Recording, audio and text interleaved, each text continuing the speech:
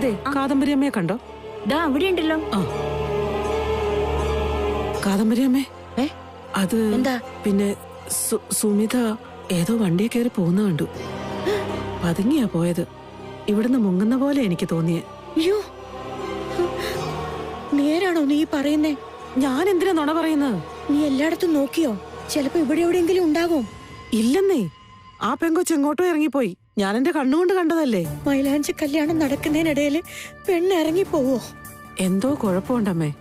അവളിനി ഈ കല്യാണത്തിൽ നിന്നെങ്ങാനും. അല്ല, ഇതൊന്നും നാട്ടുനടപ്പുള്ള കാര്യങ്ങളല്ലല്ലോ.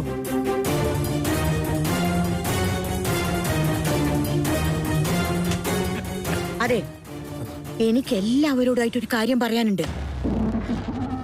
ഇന്നിവിടെ മൈലാഞ്ചി കല്യാണത്തിന് വന്ന നിങ്ങളുടെ മോളെവിടെ? ഗിരി കല്യാണം കഴിക്കാൻ പോകുന്ന പെണ്ണ് എവിടെയെന്നാ ചോദിച്ചത്. സുമിത ഇവിടെ ഉണ്ടായിരുന്നല്ലോ. ഉണ്ടായിരുന്നെങ്കിൽ കാണണല്ലോ. അവളിത് എവിടെ പോയതാ? എനിക്കറിയില്ല. എന്നോടും സുമി ഒന്നും പറഞ്ഞില്ല. അവളിപ്പോ എവിടെ പോവാനാ? ഇവിടെ എവിടെയെങ്കിലും കാണും. ഇല്ല, ഈ പരിസരത്ത് എങ്ങും അവളില്ല. ഇവിടുന്ന് അവൾ ഇറങ്ങി പോകുന്നത് കണ്ടവരുണ്ട്. ഞാൻ ചേച്ചിയുടെ ഫോണിലേക്ക് ഒന്ന് വിളിച്ചു നോക്കട്ടെ. ഏട്ടാ, അത് ചേച്ചിയുടെ ഫോൺ എന്റെ കയ്യിലിരിക്കുക. നിങ്ങൾ എന്തോന്നാ കുശൂഷിക്കുന്നത്? കാര്യം എന്താന്ന് വെച്ച് തുറന്നു പറ. മൈലാഞ്ചി കല്യാണം നടക്കുന്നതിന്റെ ഇടയില് പെണ്ണിറങ്ങി പോവാ. എന്റെ പറശ്ശിനിക്കടവ് മുത്തപ്പാ, എന്തൊക്കെയാ ഇവിടെ നടക്കുന്നത്? ഇതൊന്നും സംസ്കാരമുള്ളവർക്ക് പറഞ്ഞ കാര്യമല്ല. പെമ്പിള്ളേരെ അടക്കും ഒതുക്കുമായിട്ട് വളർത്തണം. അല്ലെങ്കിൽ ഇങ്ങനെയൊക്കെ ഇരിക്കും. അതെ, നിങ്ങൾ അങ്ങനെയൊന്നും പറയണ്ട. അടക്കോ ഒതുക്കോ ഉള്ള പെണ്ണായിട്ട് തന്നെയാ ഞങ്ങൾ അവളെ വളർത്തിയത്. അതുകൊണ്ടായിരിക്കും ഈ തോന്നിയാസൊക്കെ കാണിച്ചത്. എന്നെ കൊണ്ട്. അമ്മേ പ്ലീസ്, ദയവ് ഇത് ബഹളം ഉണ്ടാക്കല്ലേ. ഒരു നിസ്സാര കാര്യ, അതെങ്ങനെ സംസാരിച്ച് വലിയ പ്രശ്നമാക്കരുത്. നീയൊന്നും മിണ്ടാതിരി ചന്ദ്ര. തങ്കക്കുടം പോലത്തെ നമ്മുടെ സുമിമോളെ കുറിച്ചാ ഇവർ ഈ അപഖ്യാതിയൊക്കെ പറയുന്നത്. അല്ല, അവൾ എന്ത് തോന്നിയാസം കാണിച്ചെന്നാ? അങ്ങനെയാണെങ്കിലേ ഞാനൊരു കാര്യം ചോദിക്കട്ടെ. നിങ്ങളുടെ ഗിരിധർ എവിടെ?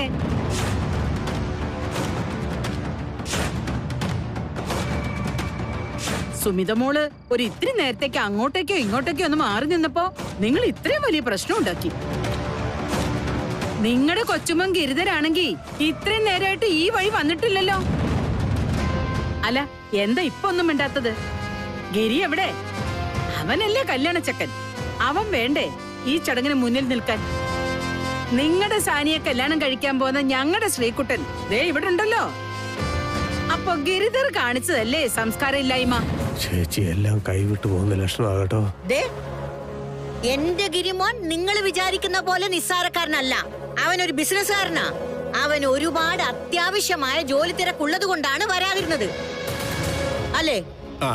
അതെ, പറഞ്ഞു കൊടുക്ക അങ്ങോട്ട്. പറഞ്ഞു കൊടുക്കാൻ. അതെ. ആഹാ, അങ്ങനെയാണെങ്കിലേ ഞങ്ങളുടെ സുമിത മോളും അവളുടെ ജോലിക്കാര്യത്തിന് വേണ്ടി പോയതായിരിക്കും. അത് കഴിയുമ്പോ തിരിച്ചു വരും. അമ്മേ, നിർത്ത്, വഷളാക്കല്ലേ. അങ്ങനെ സന്ധ്യക്ക് മൈലാഞ്ചി കല്യാണത്തിൽ നിന്ന് ഇറങ്ങി പോവാൻ മാത്രം എന്ത് ജോലിയാ അവക്കുള്ളത്? പറ. അവള് വെറും ഒരു സാധാരണ സ്കൂൾ ടീച്ചർ അല്ലേ? മുത്തശ്ശി, ഇതൊരു നിസ്സാര കാര്യമല്ലേ. നമ്മൾ എന്തിനാ കിടന്ന് വഴക്കുണ്ടാക്കുന്നത്? നീ പോടാ അവിടുന്ന്. കുടുംബത്തിൽ പിറക്കാതെ നിനക്കിത് നിസ്സാര കാര്യമായിരിക്കും. എനിക്കിത് അങ്ങനെയല്ല. ഞാനിത് വെറുതെ വിടാൻ ഉദ്ദേശിക്കുന്നില്ല. വാശിയുടെ കാര്യത്തിലേ ഞാനും ഒട്ടും പിന്നിലല്ലാന്ന് മറക്കണ്ട. വഴക്കുണ്ടാക്കുന്ന കാര്യത്തിൽ ഇന്ദിരാന്റി പിങ്കിയമ്മേ കറക്റ്റ് അമ്മയും മോളും തന്നെയാ.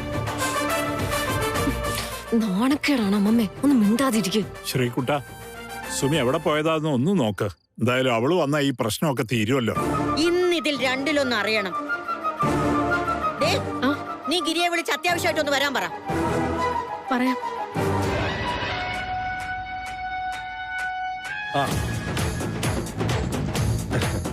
മുത്തശ്ശി പറഞ്ഞ് നാവെടുത്തില്ല. അതിനു മുമ്പ് ഗിരി ഇങ്ങ് എത്തിയല്ലോ. ഈശ്വരൻ എന്റെ കൂടെയാണെന്ന് ഒരിക്കൽ കൂടെ തെളിഞ്ഞു.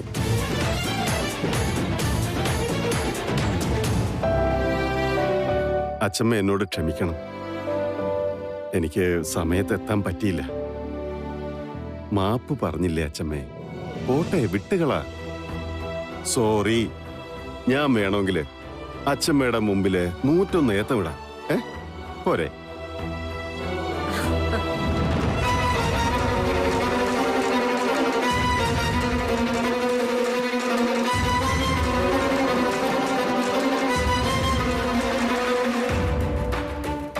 സുമി, നീ ഇതെവിടെ പോയതായിരുന്നു? നീ എവിടെ ഇല്ലാത്ത എന്റെ പേരില് ഗിരിയുടെ അച്ഛമ്മ എന്ത് വലിയ വഴക്കുണ്ടാക്കിയെന്നറിയോ? അത് ഏറ്റുപിടിച്ച് അമ്മയും എന്തൊരു പുകയിലായിരുന്നു ഇവിടെ. ഞാൻ ഇത്രയൊക്കെ പറഞ്ഞിട്ടും അച്ഛമ്മയ്ക്ക് എന്നോടുള്ള പിണക്കമൊന്നും മാറിയില്ലേ? ഞാൻ നിന്നോട് എപ്പോഴെങ്കിലും പിണങ്ങിയിട്ടുണ്ടോടാ തക്കുടു? എന്റെ പിണക്കം മുഴുവൻ ദാ അവളോടാ. മൈലാഞ്ചി കല്യാണത്തിനിടയിൽ നിന്നേ ഇവൾ എങ്ങോട്ടോ ഇറങ്ങി പോയടാ മോനെ. ഇപ്പഴാ വന്ന് കേറിയത്. അല്ല, ഇത് ശരിയായ നടപടിയാണോ എന്ന് ചോദിക്ക്. അച്ഛമ്മ വിചാരിക്കുന്ന പോലെ സുമിത വേണ്ട, നീ അവളെ ന്യായീകരിക്കാനൊന്നും വരണ്ട. ന്യായീകരിക്കുന്നൊന്നും അല്ല അച്ഛമ്മേ. അവൾ എന്നോടൊപ്പം ആശുപത്രിയിലായിരുന്നു. എന്ത്? ആശുപത്രിയിലോ? ഞാൻ മീറ്റിംഗിന്റെ തിരക്കിലൊന്നും അല്ലായിരുന്നു അച്ഛമ്മേ.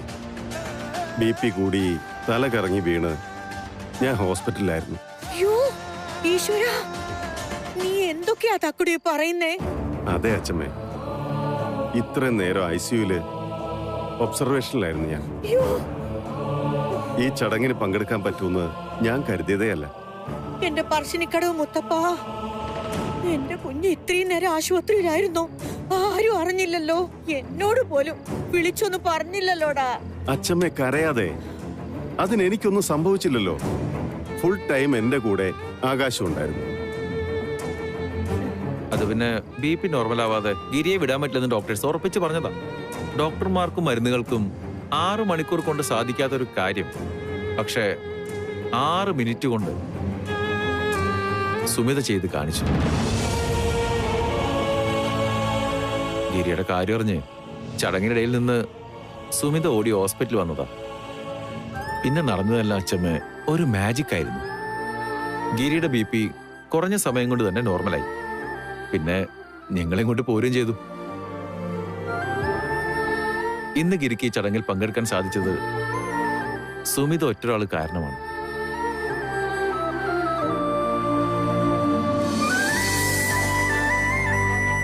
മോളെ, നീ എനിക്ക് മാപ്പ് തരണം. കാര്യം അറിയാതെ ഞാൻ നിന്നെ കുറിച്ച് എന്തൊക്കെയോ പറഞ്ഞു. എന്നോട് ക്ഷമിക്കണം. വേണ്ട, അങ്ങനൊന്നും പറയരുത്. അച്ഛമ്മ എന്നോട് ക്ഷമ ചോദിക്കേണ്ട ഒരാവശ്യമില്ല. ഈ കൈ എന്റെ മുന്നിൽ ഉയരുന്നുണ്ടെങ്കിൽ അതെന്നെ അനുഗ്രഹിക്കാൻ വേണ്ടി മാത്രമായിരിക്കണം. അതാ എന്റെ ആഗ്രഹം.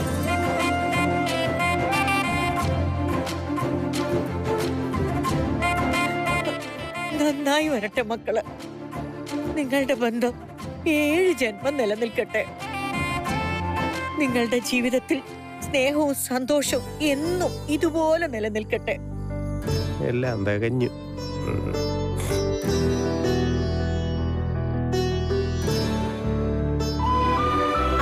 ഇനി ഈ കരച്ചിലും പിഴിച്ചിലും എല്ലാം നമുക്കങ്ങ് ഒഴിവാക്കാം.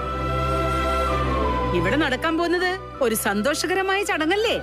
അപ്പോ പാട്ടും ഡാൻസും എല്ലാം തുടങ്ങല്ലേ നമ്മള്? ആ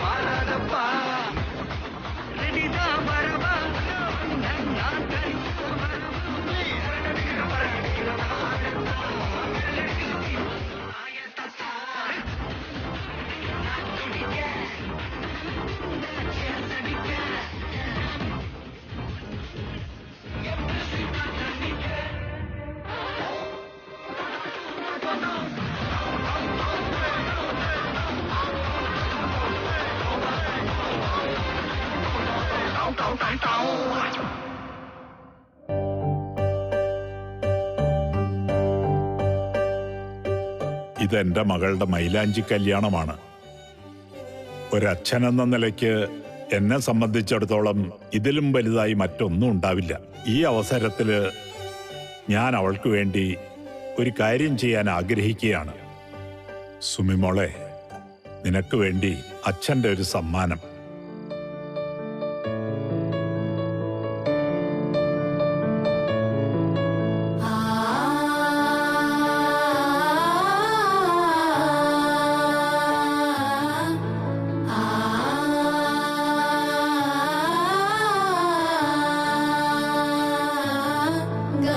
चतुराय गान प्राणाय गानान्तरात्मने गानोत्सुकाय गानमत्ताय गानोत्सुकमनसे गुरुपूजिताय गुरुदैवताय गुरुकुलस्थायिने गुरुविक्रमाय गुह्यप्रवराय गुरवे गुणगुरवे गुरुदैत्यकलक्षेत्रे गुरुधर्मसदाराध्याय गुरुपुत्रपरित्रात्रे गुरुपाखण्डखण्डकाय गीतसाराय गीततत्त्वाय गीतगोत्राय धीमहि गूढगुल्फाय गन्धमत्ताय गोजयप्रदाय धीमहि गुणातीताय गुणाधीशाय गुणप्रविष्टाय धीमहि एकदन्ताय वक्रतुण्डाय गौरीतनयाय धीमहि गजेशानाय बालचन्द्राय श्रीगणेशाय धीमहि एकदन्ताय वक्रतुण्डाय गौरीतनयाय धीमहि गजेशानाय बालचन्द्राय श्रीगणेशाय धीमहि एकदन्ताय वक्रतुण्डाय गौरीतनयाय धीमहि गजेशानाय बालचन्द्राय श्रीगणेशाय धीमहि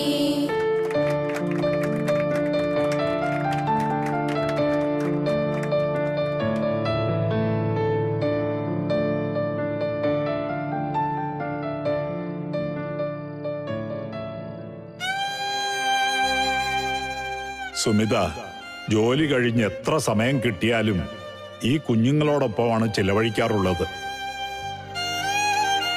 ഇവർക്കൊപ്പം കളിക്കും, ഇവരെ പഠിപ്പിക്കും. ഈ കുട്ടികൾക്ക് കാണാൻ കഴിയാത്ത ലോകങ്ങൾ അവരുടെ സുമിത ചേച്ചിയിലൂടെയാണ് അവർ കാണുക. ഇന്ന് അവരുടെ സുമിത ചേച്ചിയുടെ മൈലാഞ്ചി കല്യാണമാണെന്ന് അറിഞ്ഞപ്പോ പ്രിൻസിപ്പാളിനോട് ഇവര് പറഞ്ഞത് സുമിത ചേച്ചിക്ക് എന്തെങ്കിലും ഒരു ഗിഫ്റ്റ് കൊടുക്കണം എന്നാണ്. ഇതിനേക്കാൾ വലിയൊരു ഗിഫ്റ്റ് എന്താണ് സുമിതയ്ക്ക് കിട്ടാനുള്ളത്? ശരിക്കും ഈ കുട്ടികളുടെ പെർഫോമൻസ് ഇന്നത്തെ ദിവസം സമ്പന്നമാക്കി. I love it. സുമിത ചേച്ചി, ഒരു റിക്വസ്റ്റ് ഉണ്ട്. ചേച്ചി ഈ അവസരത്തില് അവരെ കുറിച്ച് 2 വാക്ക് സംസാരിക്കണം.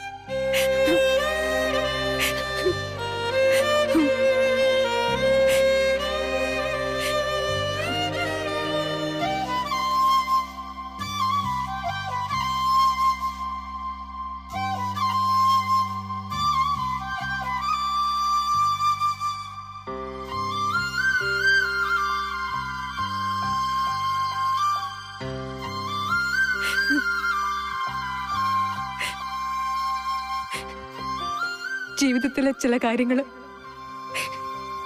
നമുക്ക് പറഞ്ഞറിയിക്കാൻ കഴിയില്ല, അനുഭവിക്കാനേ കഴിയും. എങ്കിലും എന്നെ ലാവും പോലെ പറയാൻ ഞാൻ ശ്രമിക്കാം.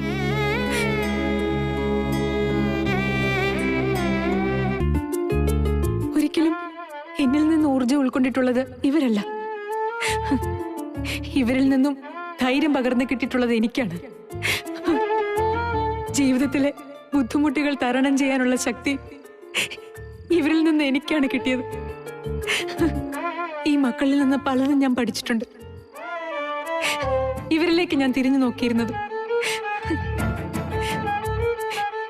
ഇരുളടഞ്ഞ ജീവിതത്തെ നേരിടാനുള്ള ശക്തിയും ധൈര്യവും ഇവരുടെ അത്രയും നമുക്ക് ആർക്കെങ്കിലും ഉണ്ടാവുമെന്ന് പോലും എനിക്ക് സംശയമാണ്. അതുകൊണ്ട് എപ്പോഴൊക്കെ ഞാൻ തോൽക്കുമെന്നോ തളർന്നു പോകുന്നൊക്കെ തോന്നുമ്പോ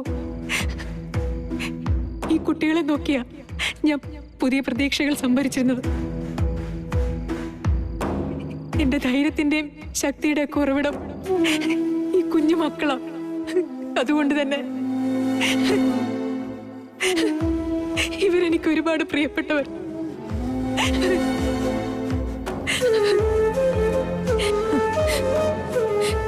ഞാന് ഇവരുടെ പ്രിൻസിപ്പൽ ദേവയാനി ടീച്ചറെ നിങ്ങൾക്ക് പരിചയപ്പെടുത്താട്ടോ.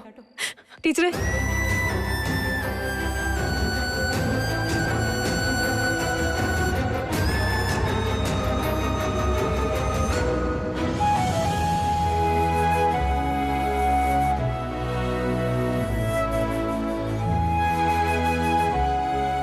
ഒരുപാട് നന്ദിയുണ്ട് സുമിതേ.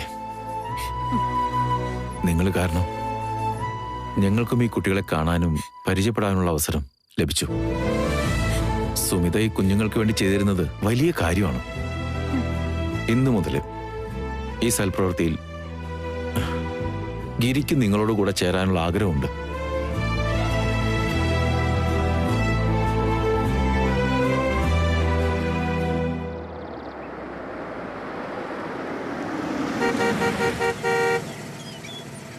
ആരാ? ചേട്ടാ, ആ ഗേറ്റ് തുറക്കോ, അകത്ത് പോവാനാ. പെർമിഷൻ ഇല്ലാതെ ആരെ അകത്തേക്ക് കടത്തി വിടരുന്നാണ് ഓർഡർ.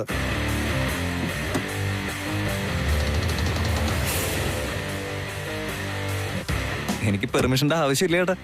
നിങ്ങൾ ധൈര്യമായിട്ട് ഗേറ്റ് തുറന്നോ. ആരെ കാണാനാ? എന്താ കാര്യം? ഗിരിധർ സാറിനെയും അനുരാധ മേഡത്തിനെയും ഒന്ന് കാണാനാ, വളരെ അത്യാവശ്യം. പ്ലീസ് ദയവായി എന്നെ ഒന്ന് അകത്തേക്ക് കടത്തിവിടണം. എനിക്ക് നിങ്ങളുടെ സാറിനോട് അത്യാവശ്യമായിട്ട് ചില കാര്യങ്ങൾ സംസാരിക്കാനുണ്ട്. വരുന്നവർക്ക് എന്ത് വേണമെങ്കിലും പറയാം. പരിചയമില്ലാത്ത ഒരാളെ അകത്തേക്ക് കടത്തി വിടരുന്ന സ്ട്രിക്റ്റ് ഓർഡർ. ചിലപ്പോ എന്നെ കയറ്റി വിടാത്തതിന്റെ പേരിൽ ചേട്ടന്റെ പണി തെറിച്ചാലോ? അതിനാ കൂടുതൽ സാധ്യത. എന്റെ പൊന്നു സുഹൃത്തെ, അകത്തുനിന്ന് ആരെങ്കിലും വിളിച്ചു പറഞ്ഞാൽ മാത്രമേ ഞാൻ അകത്തേക്ക് വിടൂ, അല്ലാതെ പറ്റില്ല. ആരെന്ന് വെച്ചാ വിളിച്ചു. അതെ അതെ, നേരത്തെ എത്തണം. മുഹൂർത്തം 10-നും 11:30 ഇടയ്ക്ക. ചിന്നു നാട്ടിലുണ്ടെങ്കിൽ അവളെയും കൂടെ കൂട്ടിക്കോ. ശരി, ഞാൻ വിളിക്കാം. ബൈ.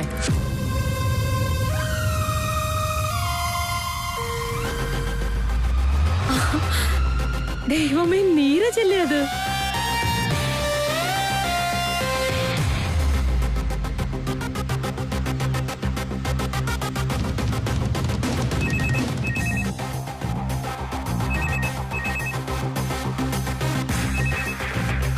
ഹലോ. എടോ, അവിടെ നിൽക്കുന്നത് നമുക്ക് വേണ്ടപ്പെട്ട ആളാ. അറിഞ്ഞില്ല മാഡം. Sorry madam. അവനെ അകത്തേക്ക് വിട്ടോ. ഇപ്പൊ തന്നെ കേട്ടുവിടാം മാഡം.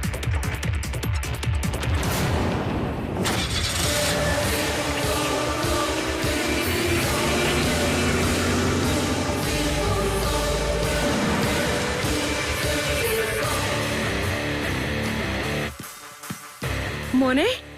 അമ്മേ, പരീക്ഷ എത്താൻ പറ്റില്ല എന്നൊക്കെ പറഞ്ഞിട്ട് ഒടുവില് പൊട്ടിപ്പുറപ്പെട്ടിങ്ങി പോന്നല്ലേ? പോരാതിരിക്കാൻ പറ്റുമോ?